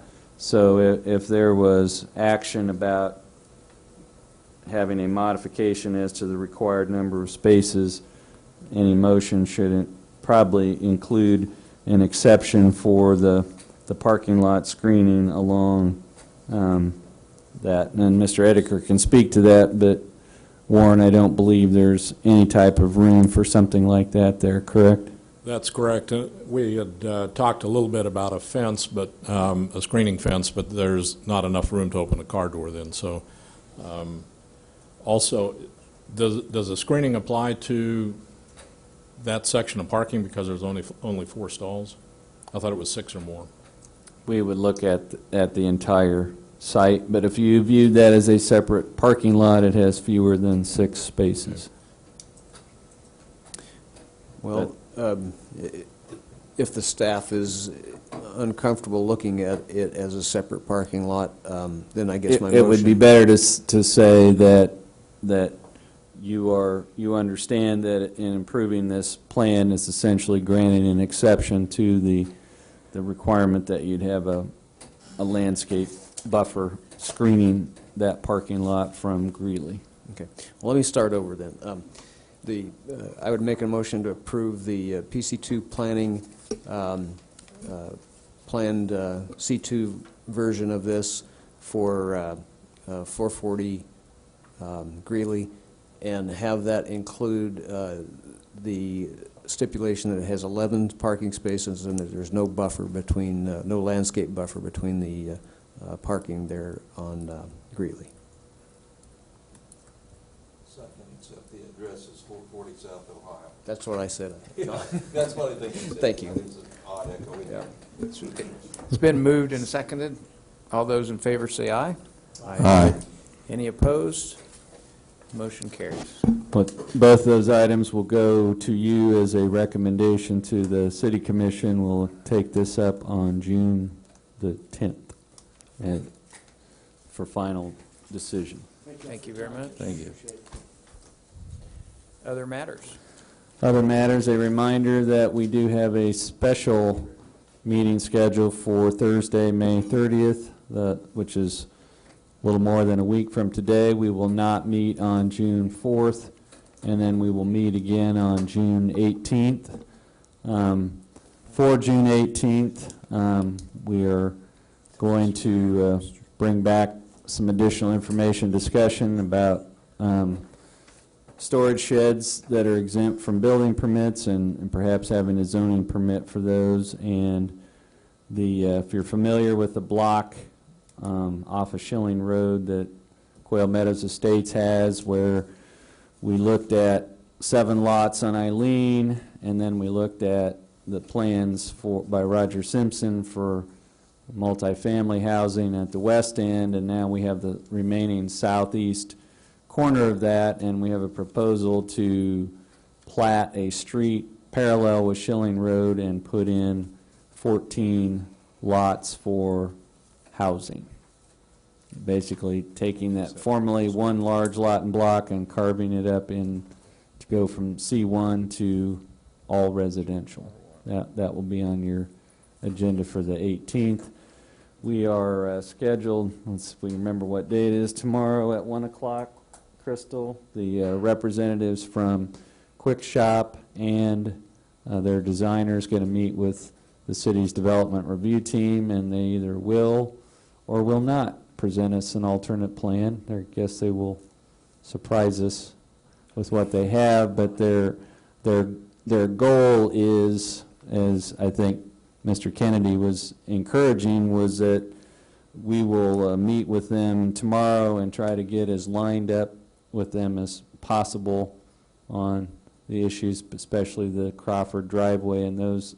I don't know what they're doing with that, but their goal is to not be at odds with city staff, or to minimize it as much as possible. And so then we'll take the results of tomorrow's meeting, turn that around in the way of a more detailed report and plans, and get that out to you for a special meeting on the 30th. And we will have a quorum. And we will have a quorum. I think. And we're working on one other application, potential zoning application at that meeting for the 18th, and it looks like we'll be bringing Storage Mart back. So we will, as we said, we will take the plat that we received this morning, and we'll get that distributed out like we would with other plats, and get feedback back, and try to get the plat and the zoning married back on the same tract. Okay. Dean, under other matters, could I have you or staff or our city attorney discuss with us at some point our special duties under quasi-judicial types of topics, who we can talk to and who we can't.